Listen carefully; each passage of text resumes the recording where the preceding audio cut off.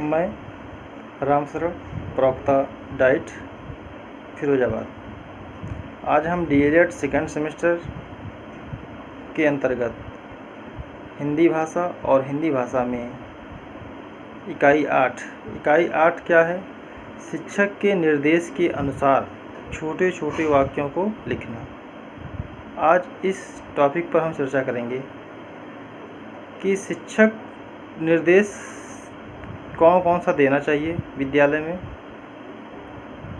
कितने तरीके से देना चाहिए, कब देना चाहिए, कैसे देना चाहिए। आज के इस वीडियो में हम यही जानेंगे। तो सबसे पहले शिक्षक के निर्देश के अनुसार छोटे छोटे वाक्यों को लिखना। पहले हम अब वाक्य को देखते हैं कि वाक्य वह व्यवस्थित शब्द अथवा पद समूह होता है जो वक्ता अथवा लेखक के तथ्य को पूर्णता एवं स्पष्टता के साथ व्यक्त करता है। इस परिभाषा में जो शब्द हैं उनको देखिए स्पष्ट करने के लिए। शब्द अथवा पद समूह को स्पष्ट करने के लिए वक्ता अथवा लेखक के द्वारा जो बात कही गई है उसे स्पष्टता के साथ व्यक्त करने के लिए क्या करते हैं? हम निर्देशक चिन्हों का प्रयोग करते हैं। वह चाहे अल्पविराम हो, अर्धविराम हो, पूर्ण विराम हो, इनका प्रयोग हम स्वयं भी करते हैं और अपने छात्रों को भी करते हैं। हमारी यह कोशिश रहती है कि हम जिस विद्यालय में पढ़ाने के जा रहे हैं, हम कहीं भी पढ़ा रहे हैं, तो जो भी अध्यापक निर्देश दे उसको हमें छोटे छोटे वाक्यों में लिखना। छोटे छोटे वाक्यों में लिखना ज़रूरी क्यों होता है? सबसे पहले क्या है कि हमें उस वाक्य के अर्थ को स्पष्ट करने में सहायता मिलती है। कौन सा वाक्य? जो वाक्य हम बना रहे हैं। जैसे राम बाजार जाता है। राम बाजार जाता है के बाद यहाँ पर लगेगा पूर्ण विराम, क्योंकि राम बाजार जाने की प्रक्रिया पूर्ण कर चुका है। अब आगे क्या होगा अभी ये हमें नहीं मालूम है, लेकिन इस वाक्य के द्वारा हमें यह पूर्ण रूप से मालूम हो गया कि राम बाजार जा चुका है। राम बाजार जाता है, राम बाजार जाएगा। तो यहाँ पर अगर पूर्ण विराम हम न लगाते, अर्ध विराम लगा देते, अल्प विराम लगा देते, तो वहाँ क्या हो जाता है कि राम बाजार तो गया है लेकिन वहाँ और भी कुछ काम करेगा। उसके बाद एक यहाँ पर शिक्षा शास्त्री हैं अमर सिंह, उन्होंने क्या कहा है? वाक्य का लक्षण बतलाया है उन्होंने इस प्रकार: सुबंध और तिगंत पदों के समूह को वाक्य या कारक से युक्त क्रिया को वाक्य कहते हैं। सुबंध और तिगंत, शब्द रूप और धातु रूप की जो क्रियाएं, जो प्रत्यय लगते हैं वो क्या होते हैं? आपके कारक से युक्त को क्रिया कहते हैं। भाषा की न्यूनतम पूर्ण सार्थक इकाई वाक्य या एक से अधिक शब्दों की वह इकाई है जो संदर्भ विशेष में व्याकरणिक वाक्य रचना में महत्वपूर्ण होती है। अतः हम कह सकते हैं कि भाषा ही वह सहज इकाई है जिसके द्वारा एक से अधिक पद होते हुए भी व्याकरण के विराम चिन्हों का प्रयोग करके हम उस वाक्य को पूर्ण करते हैं। अब यहाँ पर चूँकि निर्देशों के अनुसार छोटे छोटे वाक्यों का निर्माण करना होता है, तो सबसे पहले वाक्य का निर्माण होगा कैसे? शब्द से होगा, पद से होगा और पद बंध से होगा। अब हम चलते हैं कि पद किसे कहते हैं। हम पिछली वीडियो में एक बार चर्चा कर चुके हैं कि शब्द या पद किसे कहते हैं। तो भाषा की न्यूनतम इकाई वाक्य होता है और वाक्य की न्यूनतम इकाई शब्द होता है, और शब्द को ही क्या कहते हैं? पद। शब्द को ही क्या कहते हैं? पद। जैसे राम बाजार जाता है, अगर हम इस वाक्य से राम को अलग निकाल लें, राम को अलग कर दें, तो यहाँ क्या बन जाएगा? वह राम शब्द बन जाएगा। लेकिन जैसे ही राम रूपी जो शब्द है उसका प्रयोग हम राम बाजार जाता है इस वाक्य में करते हैं तो वो क्या बन जाता है? पद। तो जब हम शब्द का प्रयोग एक वाक्य में जब कर देते हैं तो वही शब्द हमारा क्या बन जाता है? पद। अब पद फिर आता है, पदों का क्रम क्या होता है? कर्ता, कर्म, क्रिया, सहायक क्रिया, ये क्या है? पदों का क्रम है। पद क्रम का अर्थ है वाक्य में पदों के रखे जाने का क्रम। संस्कृत से हम जान सकते हैं कि कर्ता ने कर्म को कर्ण से द्वारा संप्रदान के लिए अपादान से अलगाव संबंध काके की रारेरी नानेनी रारेरी अधिकरण में पे पर हे है हो। तो ये क्या होता है? पहले हम रखते कर्ता रखते हैं, फिर क्रिया रखते हैं, फिर कर्म रखते हैं। अब हम उसी वाक्य को चलते हैं, राम बाजार जाता ही को देख लीजिए। राम क्रिया, बाजार, बाजार जाता है, बाजार कर्म हो गया। अब बाजार कर्म यहाँ हो कैसे रहा है? हम चाहे तो बाजार में को लगाएं या न लगाएं, लेकिन जो कर्ता ने कर्म को, भाई राम कहाँ जा रहा है? बाजार को जा रहा है। तो कर्ता राम, बाजार कर्म, जाता है क्या हो जाए यहाँ पर? क्रिया, जाना क्रिया, और है क्या हो गए? सहायक। और उसके बाद जो पूर्ण विराम लगेगा उसी कहते हैं निपात। तो यहाँ पर हमने क्या देखा? पद देखा। पद ही हमारा जो पद है वही क्या हो जाता है? जो शब्द है वही हमारा पद बन जाता है। उसके बाद उसका पद का क्रम रखते हैं हम, पहले कर्ता रखते हैं, फिर कर्म रखते हैं, फिर क्रिया रखते हैं। उसके बाद हम देखते हैं कि पदबंध क्या है। पदबंध एक से अधिक होता है, पदों का बंधन होता है, पदों का बंधन होता है। इसके भी भेद हैं, जैसे कहेंगे संज्ञा पदबंध आता है, विशेषण पदबंध आता है, क्रिया पदबंध आता है, क्रिया विशेषण आता है। तो पदबंध क्या होता है? इस पर थोड़ा देखिए पहले क्या होता है। वाक्य का वह भाग जिसमें एक से अधिक पद आपस में संबंधित हो और पूरा अर्थ नहीं देते, वहाँ पदबंध कहा जाता है। संज्ञा पदबंध, जैसे आप देखिए भारत के प्रधानमंत्री गोली से घायल तथा रात को निगरानी करने वाला। तो क्या हुआ? यहाँ पर संज्ञा तो चल रहा है लेकिन पदों का अर्थ हमें स्पष्ट नहीं हो रहा है। विशेषण में देखिए, नाले में बहता हुआ पानी कुल 5, क्या हो रहा है? विशेषण तो लग रहा है नाले में बहता हुआ पानी और 5, लेकिन इसका अर्थ स्पष्ट नहीं हो रहा। इसका अर्थ स्पष्ट कब होगा? जब हम कर्ता क्रिया कर्म पदों का जो क्रम है उसके अनुसार जब चलाएंगे तभी होगा ये। क्रिया का भी इसी प्रकार है और क्रिया विशेषण। अब यहाँ पर महत्वपूर्ण बात आता है कि वाक्य की संरचना हम कैसे करते हैं। सुव्यवस्थित होनी चाहिए, व्याकरण सम्मत होनी चाहिए और विराम चिन्हों का प्रयोग भी महत्वपूर्ण होता है। कौन कौन से उसमें विराम चिन्ह का प्रयोग किया गया है। इसके बाद जो इनका क्रम है, ध्वनियाँ हैं। भाषा के लघुत्तम इकाई आप जानते ही पहले से कि भाषा की लघुत्तम इकाई ध्वनि।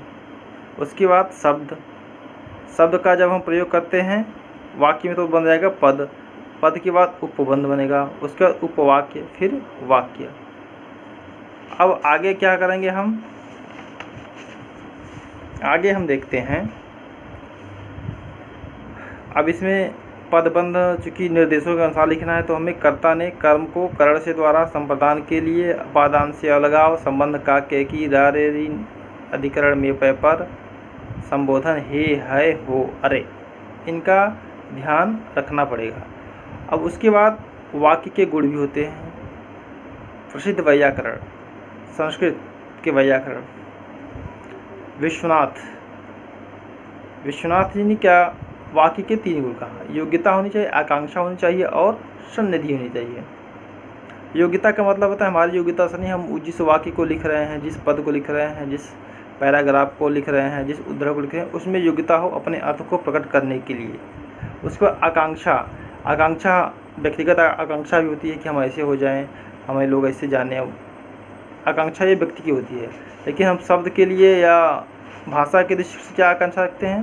भाषा के दृष्टि से क्या होता है, उसमें जो शब्द हों उनका अच्छा से अच्छा अर्थ हो, उत्कृष्ट अर्थों का प्रयोग करिए, उत्कृष्ट अर्थ वाले शब्दों का ही प्रयोग उस उद्धरण में, उस कहानी में, उस पद में, उस वाक्य में हो। ये विश्वनाथ जी कहते हैं। सन्निधि एक शब्द आता है, सन्निधि को स्पष्ट करिए। शब्दों और अर्थों में व्यवधान की उपस्थिति न हो, पदों के अर्थ की उपस्थिति में व्यवधान नहीं होना चाहिए। सन्निधि का तात्पर्य यहाँ पर यह है। उसके बाद वाक्य के भेद पिछली वीडियो में चर्चा किया जा चुका है, लेकिन एक बार इसको रिवीजन के लिए देखिए। वाक्य, अब यहाँ पर वाक्य का वर्गीकरण करते हैं रचना के आधार पर, अर्थभाव के आधार पर और वाच्य के आधार पर। सबसे पहले कहता है रचना के आधार पर 3 प्रकार: सरल वाक्य, संयुक्त वाक्य और मिश्र वाक्य। सरल वाक्य क्या है? जिसमें एक कर्ता एक क्रिया हो। राम बाजार जाता है, सिंपल। जो बात सीधे सीधे कह दी है वो क्या होगा? सरल वाक्य हो गया, जिसमें एक कर्ता और एक क्रिया हो। उसके बाद मिश्रित वाक्य क्या होगा? मिश्रित वाक्य में हमें समुच्चय बोधक शब्द जुटे रहते हैं। समुच्चय बोधक शब्द उसमें जिसमें एक से अधिक वाक्य, एक से अधिक वाक्य जिसमें लगा हुआ हो। जैसे राम बाजार जाता है और सब्जी लेकर आता है। राम बाजार जाता है और सब्जी लाता है। तो यहाँ पर क्या हुआ? और जो है क्या हो रहा है? वाक्य को मिश्रित कर रहा है। उसके बाद आता है संयुक्त वाक्य। संयुक्त वाक्य जिस वाक्य में एक से अधिक प्रधान उपवाक्य हो, एक से अधिक प्रधान उपवाक्य हो। संयुक्त वाक्य को आप यहाँ समझ सकते हैं कि उसमें एक वाक्य दूसरे वाक्य पर आश्रित रहता है। अगर मैं विद्यालय न जाता तो मेरी परीक्षा फॉर्म भरने से रुक जाती। तो आपका जो संयुक्त वाक्य है उसमें क्या है? अगर विद्यालय न जाता तो क्या होगा उसमें? अगर विद्यालय न जाता तो परीक्षा फॉर्म भरने से मैं वंचित रह जाता। तो एक वाक्य दूसरे वाक्य क्या है? यहाँ पर संयुक्त किया गया है। एक वाक्य प्रधान और दूसरा वाक्य उपप्रधान है। फिर अर्थ के आधार पर विधि सूचक, निषेध सूचक, आज्ञा सूचक, प्रश्न सूचक और विस्मय सूचक। नाम से ही इसमें स्पष्ट है। विधि सूचक ऐसा वाक्य जिसमें किसी चीज़ का विधान किया गया हो। जैसे रमेश खाना खा रहा है, तो रमेश खाना खा रहा है, इस वाक्य में रमेश की खाने की क्रिया पूर्ण हो रही है। ये क्या हो रहा है? विधान किया जा रहा है उस वाक्य में। उसके बाद यहाँ पर होता है निषेधवाचक वाक्य। निषेधवाचक वाक्य स्पष्ट है, जैसे रमेश खाना नहीं खाएगा, सीता पानी नहीं पिएगी, दीपक बाजार नहीं जाएगा। तो क्या इसमें निषेध किया जा रहा है। फिर आज्ञा सूचक क्या होता है? जिनमें आज्ञा का बोध है। जैसे टीचर कहता है सभी बच्चे क्लास में बैठे, सभी बच्चे क्लास में बैठे, यहाँ पर क्या दिया जा रहा है? आज्ञा। पिताजी अपने बच्चे से कहते हैं तुम बाजार जाओ, तो क्या आज्ञा सूचक हो गया। उसके बाद विस्मय सूचक। उसके बाद विस्मय से पहले प्रश्न सूचक देखिए, कब, कहाँ, कौन, कैसे, किसको इत्यादि शब्दों का प्रयोग आपके प्रश्नवाचक सूचक में किया जाता है। उसके बाद विस्मय सूचक। विस्मय सूचक में क्या होता है? विस्मयादिबोधक चिन्ह आप स्पष्ट होंगे, आपको फर्स्ट सेमेस्टर में बताया गया है। विस्मयादिबोधक क्या है? हर्ष, दुख, भय में हम विस्मय करते हैं। जो चीज़ें हमें अचानक दुख पड़ गया, जिसकी हमने कल्पना नहीं की थी, वहाँ पर क्या होता है? विस्मयबोधक चिन्ह। अचानक ऐसी हमें प्रसन्नता मिल गई, ऐसी खुशी की बात पता चल गई जिसकी हमें कल्पना नहीं थी, वहाँ पर क्या होता है? विस्मय होता है हमें। उसके बाद वाक्य के आधार पर देखिए, कर्ता के आधार पर, कर्म के आधार पर, भाव के आधार पर। तो यहाँ पर कर्ता, कर्म और भाव के आधार पर कर्तृवाच्य, इसको दूसरे रूप में कर्तृवाच्य, कर्मवाच्य और भाववाच्य। जिस वाक्य में कर्ता की प्रधानता हो वहाँ कर्तृवाच्य, जैसे राम जाता है, और राम जाता है, राम यहाँ पर कर्ता और जाना क्रिया, और उसके बाद कर्तृवाच्य, उसके बाद कर्मवाच्य। जहाँ पर कर्ता पर प्रभाव न पड़े, कर्म पड़े। राम बाजार जाता है, तो राम के ऊपर तुरंत नहीं जा रहा है जाने क्रिया, वो कहाँ जा रहा है, बाजार पर जा रहा है। उसके बाद भाव, जैसे मुझसे खाया नहीं जाएगा, तो यहाँ क्या हो जाएगा, ये भाव वाच्य हो जाएगा। उसके बाद क्या हो रहा है, अब यहाँ पर हम कर्तृवाच्य, कर्मवाच्य और भाववाच्य पर चर्चा किया है। अब हम आगे इसमें क्या है आपके इकाई में, वाक्य के रूपांतरण। वाक्य के रूपांतरण कभी परीक्षाओं में आ जाता है कि वाक्य के रूपांतरण क्या है। सरल वाक्य से कठिन में, कठिन से सरल में, संयुक्त से मिश्र में, मिश्र से कठिन में। तो हम एक उदाहरण देखते हैं कि सरल वाक्य से कठिन वाक्य कैसे बनता है। सरल से कठिन, जैसे सज्जन मनुष्य सत्य व्यवहार करते हैं, ये क्या है, सरल वाक्य है। सज्जन मनुष्य हम बोल रहे हैं तो ये लग भी रहा है ना कि सज्जन मनुष्य सच्चा व्यवहार करते हैं। अब इसको हम बना रहे हैं, अब इसको हम चलते कठिन वाक्य कैसे बनेगा। जो मनुष्य सज्जन होते हैं वे व्यवहार से सच्चे होते हैं। जो मनुष्य सज्जन होते हैं वो व्यवहार से सच्चे होते हैं। ये क्या कठिन हो गया, लेकिन हमने इसी वाक्य को कह दिया जो मनुष्य सज्जन मनुष्य व्यवहार से सच्चे होते हैं, ये क्या हो जाएगा, सरल हो। और जो कठिन क्या होगा, जो मनुष्य सज्जन होते हैं वो व्यवहार से सच्चे होते हैं। उसके बाद हम कठिन वाक्य को सरल वाक्य से बदलते हैं। इसी को देख सकते हैं, या दूसरा उदाहरण देखिए ताकि आप और स्पष्ट कर लें। जैसे कहिए, तुम्हारे कथनानुसार यह कार्य कर रहा हूँ। तुम्हारे कथनानुसार यह कार्य मैं कर रहा हूँ, ये कठिन है। फिर यहाँ क्या हो रहा है देखिए, पहले तुम्हारे कथनानुसार यह कार्य कर रहा हूँ, ये सरल वाक्य है। सॉरी, विषय में है गलत, ये क्या है, सरल वाक्य है। अब इसके कठिन कैसे बनेगा, तुमने ऐसी बात कही जो सर्वथा असंभव है, यहाँ क्या हो जाएगा, कठिन वाक्य। उसके बाद यहाँ सरल वाक्यों को यौगिक वाक्य बनाना। सरल वाक्य को यौगिक वाक्य बनाना, जैसे वह स्वभाव से परिश्रमी है, ये क्या है, सरल वाक्य है। तो यहाँ पर हम अब इसमें जो आपका यौगिक है, यौगिक बना होता है जुड़ाव, इसमें दो हम वाक्य को जोड़ देते हैं।